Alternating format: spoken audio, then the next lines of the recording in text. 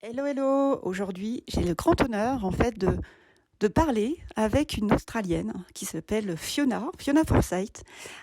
Fiona, elle est spéciale pour moi parce qu'en fait, elle est la sœur de ma belle-sœur. Voilà, pour vous dire un petit peu comment je la connais. Et à l'heure où on se parle, eh bien, nous sommes au ski, toutes les deux. Voilà, nous venons de passer une semaine ensemble. On s'aime bien, on s'aime beaucoup. Et elle m'a confié en fait son burn-out et j'avais envie de vous partager un petit peu ce qu'elle a vécu. Voilà, cette interview, en fait, il va se passer de la façon suivante. Moi, je vais lui poser les questions en français et pas en anglais parce que mon niveau, il est vraiment pas très bon. Mais en tout cas, elle va me répondre. Elle entend bien le français, elle comprend bien le français, elle parle bien le français aussi. Mais elle a décidé, en fait, de nous parler en anglais. Alors, Fiona, je vais commencer par dis-nous un petit peu, voilà, ton parcours, d'où tu viens, quelle est ton histoire à toi?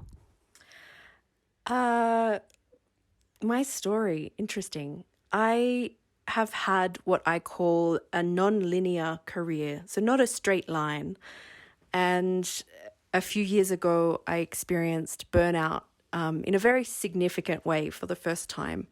Um, in fact, by the time I left my organization, I was so sick. I developed a chest infection and pneumonia and actually cracked two of my own ribs from coughing because I was so worn out by my experience.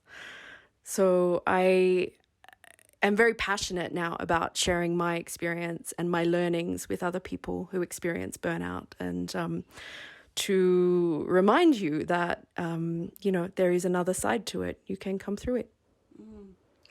La première question que j'ai envie de te poser, c'était quand, en fait, ce burn-out? Il a eu lieu il y a combien de temps?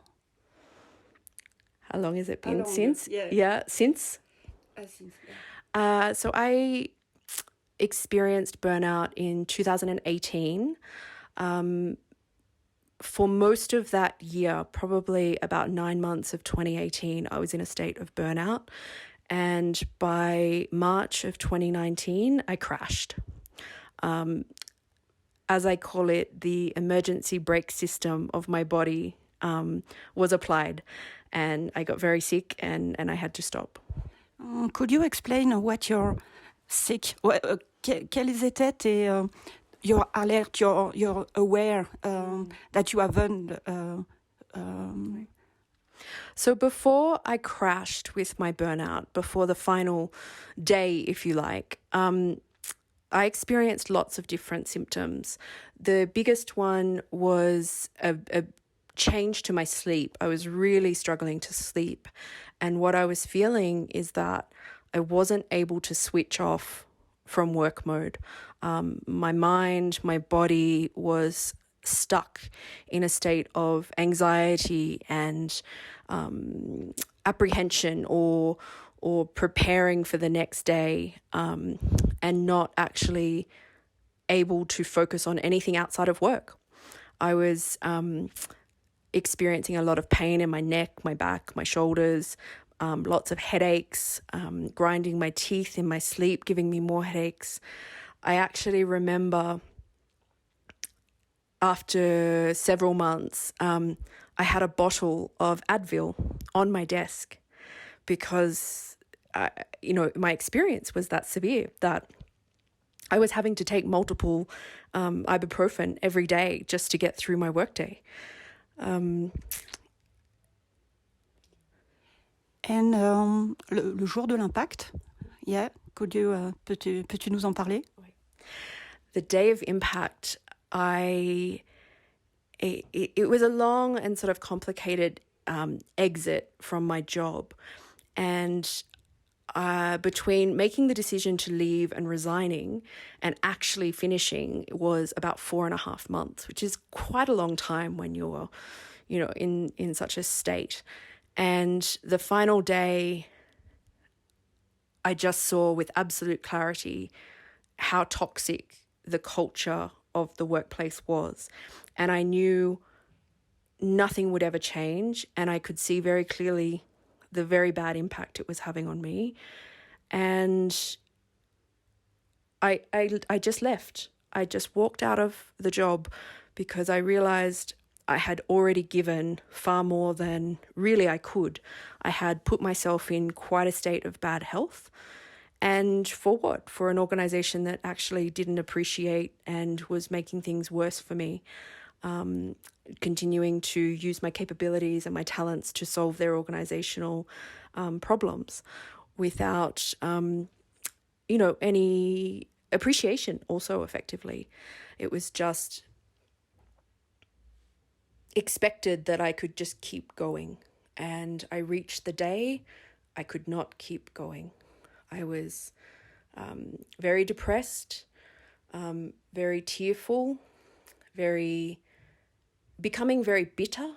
And I remember saying to someone close to me, I did not like the person that I was.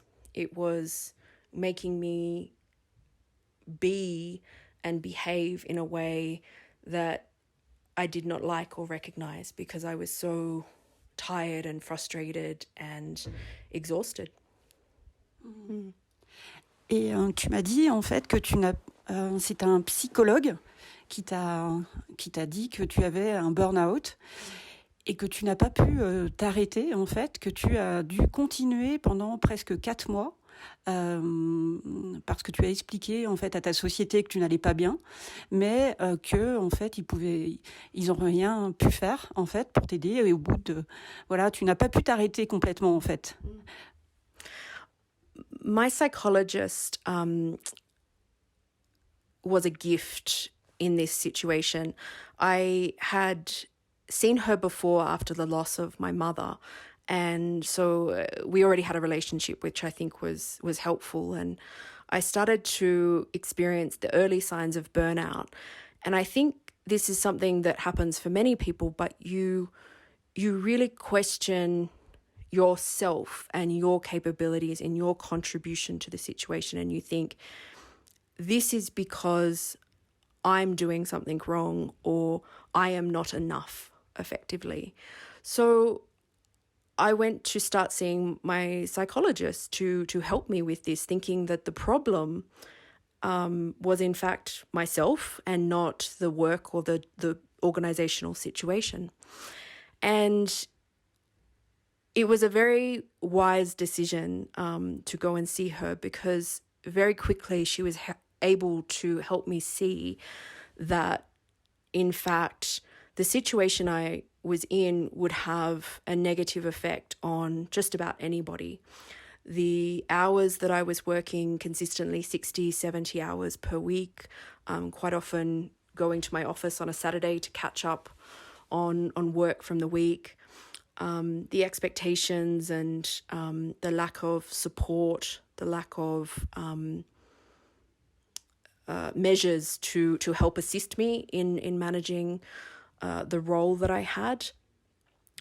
She was able to help me see that actually the problem was not me, but the expectations were quite simply ridiculous. And it was not something that any single person could easily manage. She likened my situation to the idea of the frog in a pot of water slowly being brought to the boil and not being able to jump out of the pot in time because they're not aware of the temperature rising. And it was something that made me stop and be quite aware of my situation.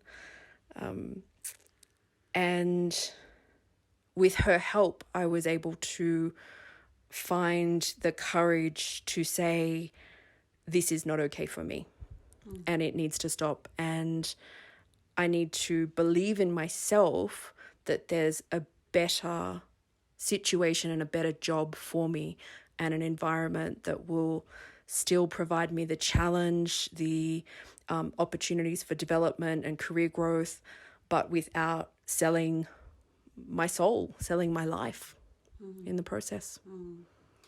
Et tu m'as dit qu'en Australie, justement, tu ne peux pas t'arrêter, enfin tu as un seul mois, 1 month only, que tu peux être payé en fait. Et après, en fait, il n'y a pas de pôle emploi, hein. Vous me comprendrez, mais il n'y a pas de salaire minimum quand tu es au chômage, en fait, derrière. Donc, qu'est-ce que tu as fait après, les mois d'après? So the situation in Australia varies from person to person. The situation I was in when I resigned my job, but it was 4.5 months before I actually left, which meant we kept extending my contract by a month at a time. So when I finally left, I provided a medical certificate from my doctor to say that I needed 1 month of stress leave, and I took that final month. So I was paid for that final month. For most employees in Australia, you can have 4 weeks of sick leave each year. Some organizations let you build that. So if you've been there a long time, you might have more. If you've been there less than 1 year, you will have less. So it's not a great amount of salary if you are exiting the company. If you're taking a leave of absence for burnout while still employed, you have to use that sick leave. So you might be able to retain your job, but there will come a point where you're no longer getting any salary because you've exhausted your allocation of sick leave. In my situation, I left, I had 4 weeks of salary and then no income coming in. Now, there is a reasonable social security system in Australia, but I effectively used my savings to support myself while I looked for a new job, because in my state of burnout, the amount of bureaucracy, paperwork, and sort of the effort required to apply and potentially secure Social Security was just overwhelming and too much for me. And I think a lot of people would feel the same. If you have a modest or significant amount of savings, I think most people would be more inclined to rely on that than to seek Social Security, because it is a small amount, less than the minimum wage, as Claire said. But there are conditions attached as well. So I was fortunate that, I had the savings to at least take the financial worries from me during my recuperation. Et maintenant, en fait, où en es-tu aujourd'hui? Comment fais-tu? Comment travailles-tu? Et comment t'occupes-tu de toi, en fait? So nowadays, it's almost 2 years since, no, longer than that, almost 3 years, 4 years almost since my burnout and that change. And the lessons of that experience have hugely affected my life. Like, they've really changed my perspective and my attitude toward my career. I now work as a freelancer, and at the moment I have effectively 3 different employers. And I have more flexibility, more satisfaction and reward in my work, and more opportunity for growth and challenge than ever before. I am able to own my own diary and choose when I work, how much of what type of work I do, and it's really excellent. I like that I can put my dreams ahead of my work obligations. I can, choose to travel, and I can choose to, spend time with my loved ones and my friends and those people in my life. And I don't feel obligated to a single employer to make those decisions through. I don't have to make decisions about the way I choose to live my life to suit an employer, because I have the flexibility and the different sources of work. So it's a good arrangement that works for me, and it works for those that I work for. And I think what else I really enjoy is the stimulation and variety of that work. one of the things that I've learned through my burnout is that I like to be challenged. I like to learn and grow, which also comes with a high sense of responsibility to anyone that I work with. I like to deliver a very high quality. I don't want to let anybody down. But what I'm finding now is that I can find the stimulation and challenge through my work in different ways. But because I'm part of a broader team with other freelancers, I don't feel that sense of an employer being utterly dependent on me and my individual capabilities. And for me, that works well because it means now when I'm sick, I take a sick day. I don't push on for the better of the organization or the better of my team. I take care of myself first and foremost. And I encourage that very, very strongly with all of the people that I work with. Oui, et puis l'autre changement aussi, c'est que tu étais à Sydney il y a 4 ans. Et maintenant, tu vis en Tasmanie, donc tu t'es reconnecté aussi à la nature. Il y a eu ce changement aussi. So, 3.5 years ago, my father was diagnosed with terminal cancer. And this was just a few months after my day of collapse, my burnout. And it's had a huge impact on my life. I was very close with my father, and he was planning to retire in Tasmania, which is an island on the very far south of the mainland of Australia, on a small farm. And when he got sick, that's where he wanted to spend his final days. So I packed up my life in Sydney, living right on Sydney Harbour, taking a ferry to my work office, having friends around and all of those sorts of things. And I packed up my life and I moved to Tasmania to live on the farm with my father in his final days. And what I found there was a feeling of home and a peacefulness that I hadn't felt in a very, very long time. This was a farm that he had bought only 5 years prior. It wasn't where I grew up or anything like that, so there was no history of attachment. But it's literally called paradise, and it really lives up to its name because it is an incredibly peaceful, tranquil, and simple life. So now I live there with my adorable puppy, my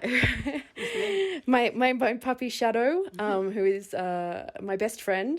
And I, grow vegetables, and I work from my dining room and connect with people from all over Australia every work day from my farm in the middle of nowhere on this little island in the very south of the globe called Tasmania. And I wouldn't trade it for anything. I absolutely love it there. And that sense of tranquility has also encouraged me to seek work that allows me to continue to live there. So I think what I find quite interesting when I think about all of this situation is if someone had told me 5 years ago that I would be living on a farm in the middle of nowhere in Tasmania with a dog and not much else and working remotely from there, I don't think I could have even imagined that as a possibility for me. But it's not only a possibility, it's a reality. And I think one of the blessings of COVID is it can be a reality for so many more people than ever before. So I would highly encourage anyone who's contemplating, a change in their life, change in the environment, change in the city, change in the part of the globe that you live in. Lean into that and look into that, because I think you have to listen to those signals in your body. Just as you listen to the signals about your health, you have to listen to the signals about your mind and your peace of spirit. Thank you very much, Fiona. C'était vraiment avec plaisir que je t'ai écoutée là. Et je pense que tout le monde sera très intéressé, en tout cas, de toutes les ressources que tu as trouvées et tous ces changements. Donc, merci beaucoup. Merci, Claire.